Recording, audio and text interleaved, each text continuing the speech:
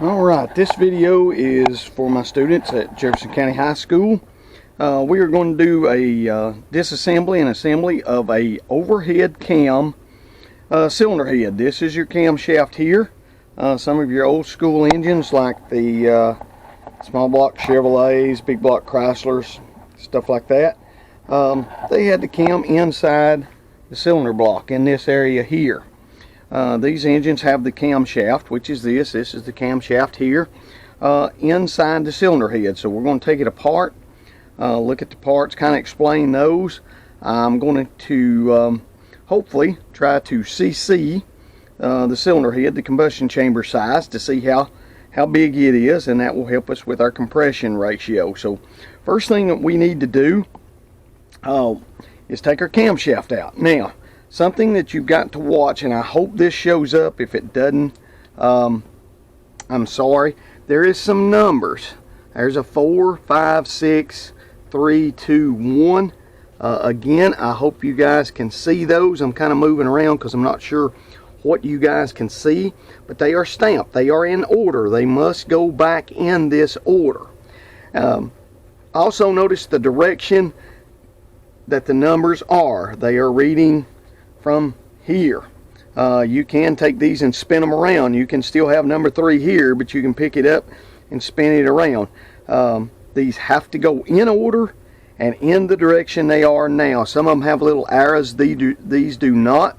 If those get hard to see, what you can do is take you a Sharpie marker like this and write, copy 4. Again, you want to go in the same direction as these caps are now. 1 is pretty obvious. It's made completely different. So we will label these. And again, you don't have to. They're labeled, but I'm doing that so that hopefully you guys can see what caps they are. We're going to go ahead and take those off. This assembly doesn't really have to do in a specific order. Now, assembly we'll look at a torque spec and stuff, but we're going to go ahead and just take these off, take them loose.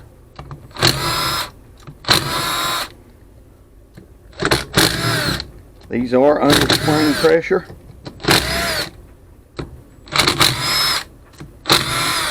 You've seen it move a little bit from the spring pressure there. These can kind of get stuck a little bit. Make sure that they're all the way out. Take our bolts out.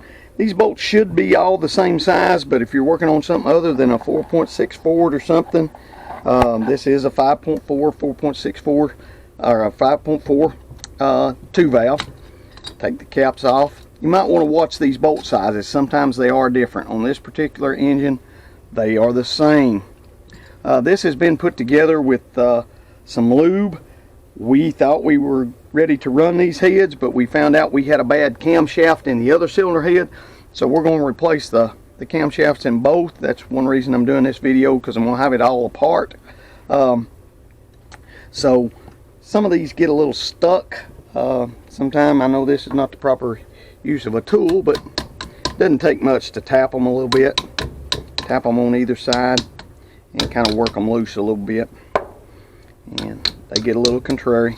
Notice they've got a little dowel right there to help guide them in the holes. So you want to be careful of that, not break them off, anything like that. Again, putting these in order. I like to lay them out the way they came out. You can do it however you want to. Simply up to you. Those are going to take a little bit more tapping than what I thought. Probably should have got a hammer, but I didn't. And hopefully that'll come loose, yes. Just like that.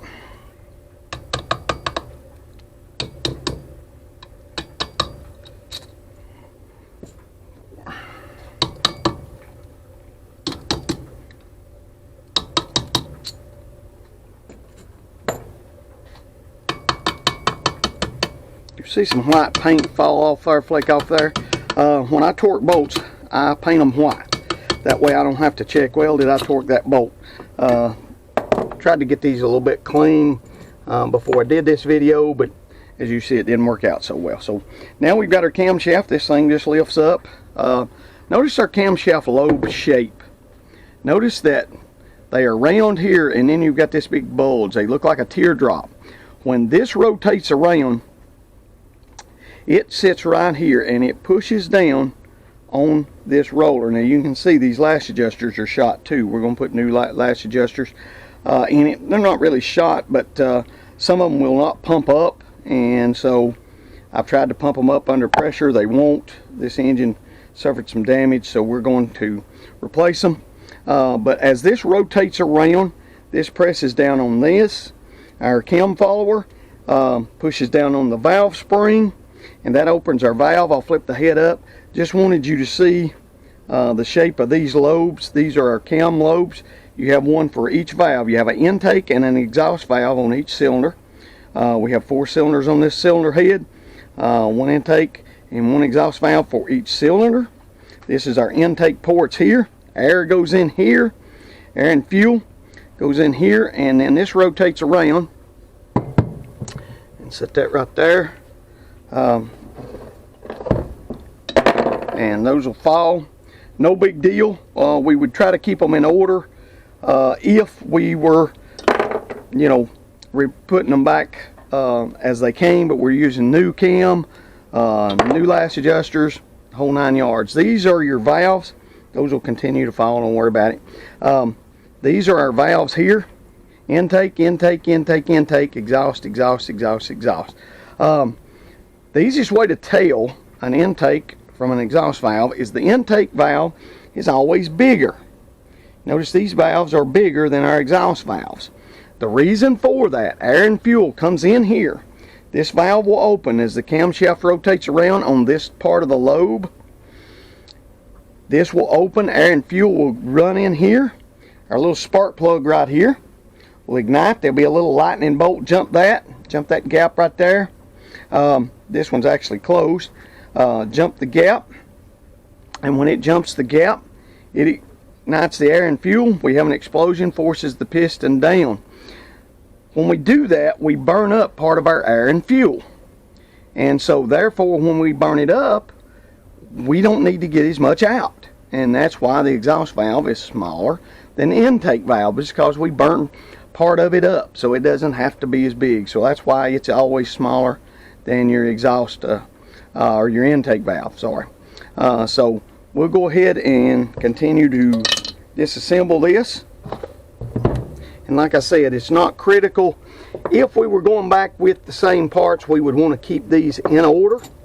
But in this case, it's not so critical. I'm still going to try to keep them in somewhat of an order because we still have a wear pattern on our valves here. So we'll continue to take those out. And looks like these two will go here. Alright. The main thing on these, about the only thing that can really go wrong here other than them getting cracked or damaged, down in here you want to look here where it rides on our lash adjuster. Make sure it's not cracked. Make sure that hole's not plugged with goop or, God forbid, engine parts. But you want to make sure that that turns real free and it's not scarred. These all look good. Like I say, I've had this apart. You can see the red assembly lube. That's just the cam lube that I happen to use. You can use engine oil, no biggie. But make sure that all these turn free. Make sure they're clean in here and on this side. No scarring. Again, no scratches or anything on those. These are good. I have checked them, and so they are in good shape. Now, one thing you want to watch on your cam caps is make sure this area is smooth. No scratches, no damage. So these all look good, unlike our other camshaft. Now, if you're going to reuse your camshaft, you want to make sure that this area here where it rides on these cam caps is very good and smooth, and that's got a little bit of scratches, not bad. A little bit, they look a lot worse than they are. This camshaft, however, has a lot of damage, especially out here in the end. That's actually trying to grip my hand. When you got damage like that, it's time to get rid of them. And so you need to get rid of that. And looks like I have a leak, engine oil leak. We'll clean that up. And this is what happens when you do things impromptu and spur of the moment. Okay, so we'll clean this up. And let me get something there. And hang on just a second. I don't want to cut my video off because I've got no editing software. So whatever that I use to film with, that's what I've got. And so we're going to see if we can put this in here. Apparently my little jug here has a hole in it that I did not know about. So we'll continue to let those soak, and we will get rid of this. Continue to clean up our bad mess here. And so going live is a bummer. All right, so we've got that cleaned up. But again, if you've got damage like this, they need to be replaced. That's exactly what we're doing with these cams. We are going to replace them. This is the left cylinder head. I know that because it's going to sit on this side of the engine block. There is a hole right here, and I hope you can see that. That feeds our chain tensioner. This has to go towards the front. So if this were the passenger side cylinder head and we tried to set it on the passenger side and we tried to pick it up and we set it on the passenger side, it's not going to go. You know, it's simply not going to fit on there. And so this is it might fall down, but look where your exhaust valves, these are your exhaust ports. These are facing the intake. They're facing up. They need to face the other way. And so this will sit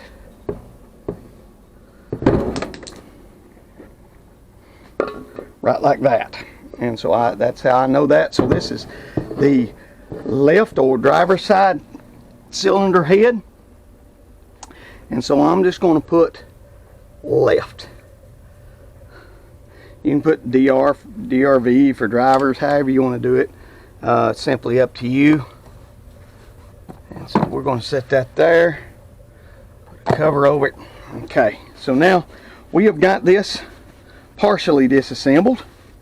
Now we can go ahead and pull our lash adjusters out. Sometimes they get stuck a little bit. We may have to get a pair of pliers and pull them out. I'm going to line them up the way that they came out. Just lay them down like that. See if we can get this one out. And again, they may be cantankerous.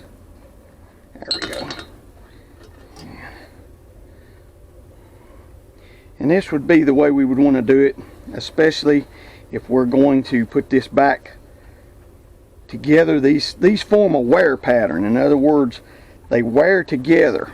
And trying to get a little bit of what look like dirt, but that's just a shadow.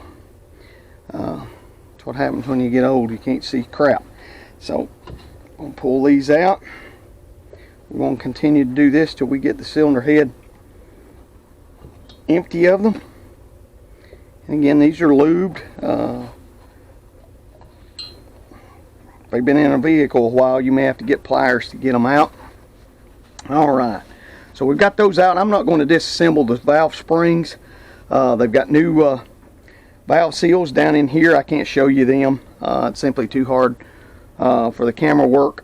But we basically got it disassembled down to the valve springs and the valves. Now, to do a cylinder head CC job, this is a little complicated. Well, not really complicated, but it can cause some issues, and I'll probably have some issues. So if I do, again, you just have to get over it. This is your combustion chamber. This right in here is our combustion chamber.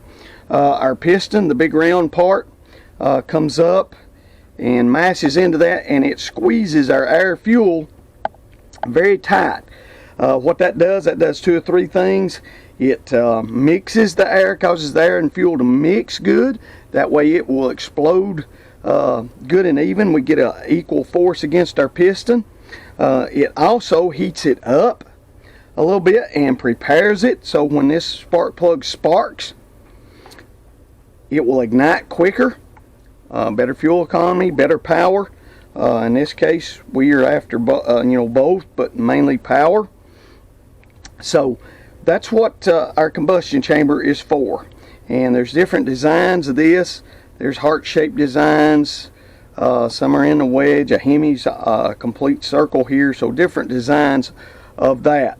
We're going to pick the one. This spark plug here obviously has been hit, and it is closed shut. You want to use the spark plug that's the same type and brand that you're going to use when you're running it, because that can affect the CCs of your cylinder head.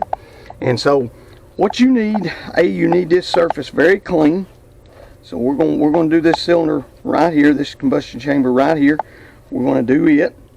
And so something you will need, I've got my stuff over here. I didn't have room for it on the table, and so we've just had to set it aside. So what I'm going to do is get rid of right now, get rid of our camshafts. We'll bag these up where they don't get all dirty. I'm personally not going to run them in the engine, but there's some daredevils out there. They'll run about anything, and I won't do it. My name is worth way more than that. Okay, so real good on my torque wrench there.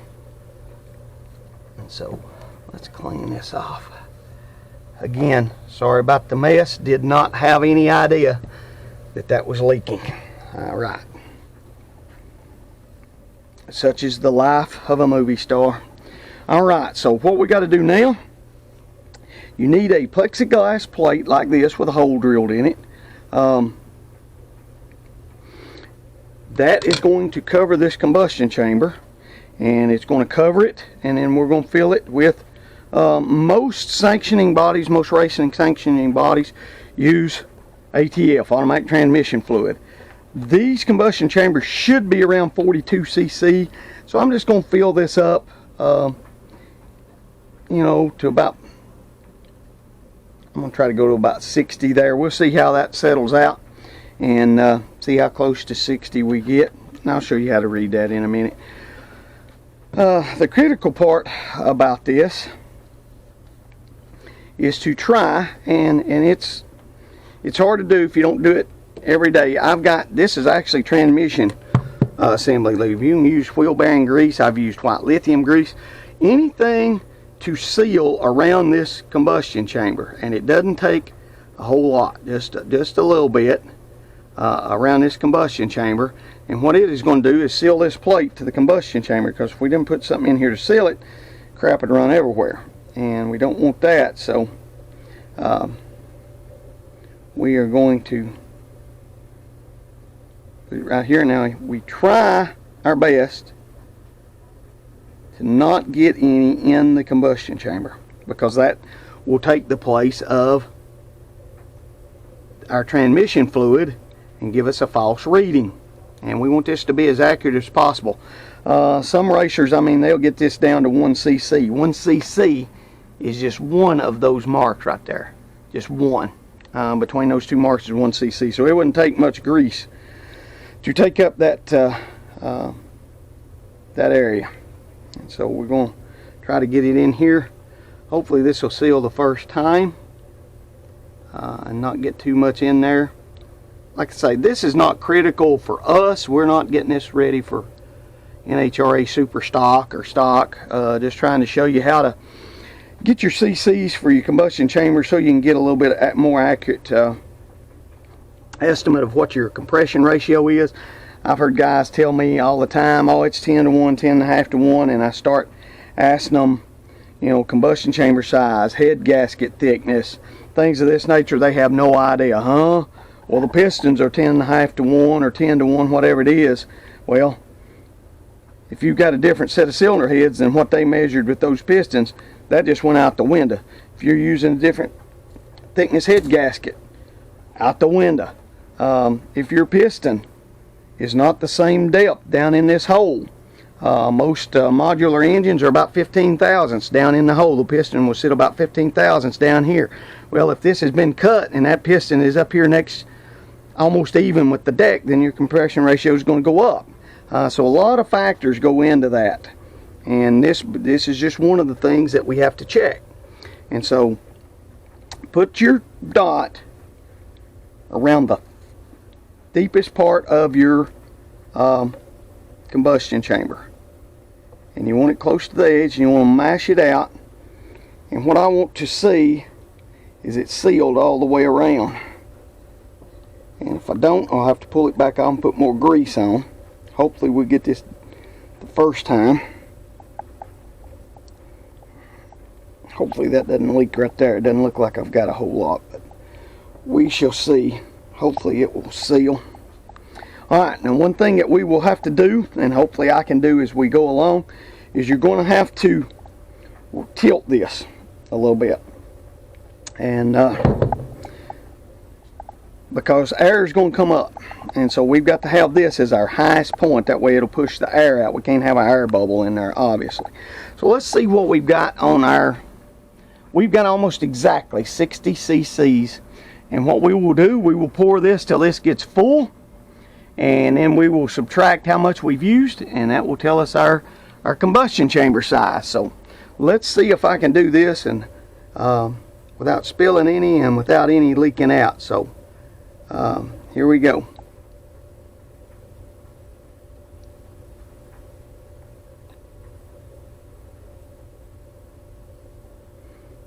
Can't get in a hurry with this, because you can screw it up and you got to start over, and it's a pain in the hind end when you do that. Don't ask me how I know this. So we're going to pour that in there.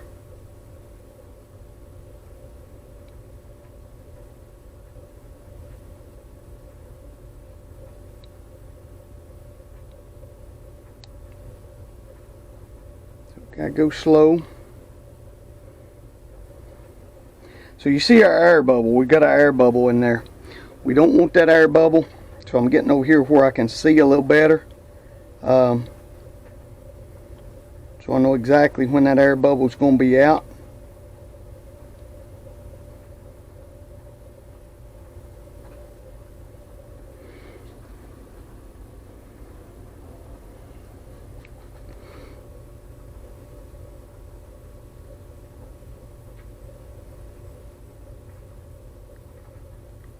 Try to be patient. Ooh.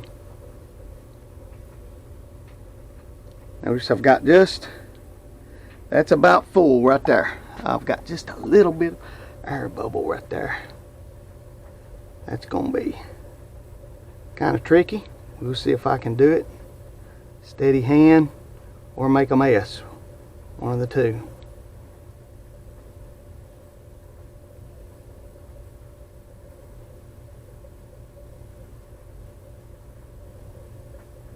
Okay, that is full right there. So if we tilt this way, that is full, no leaks. So now what we got to do is we had 60 cc's, and right now we've got 12, roughly, well, 14. These go 10, 12, 14, 16, 18, 20. So we've got about 14. So that's about a 46 cc chamber.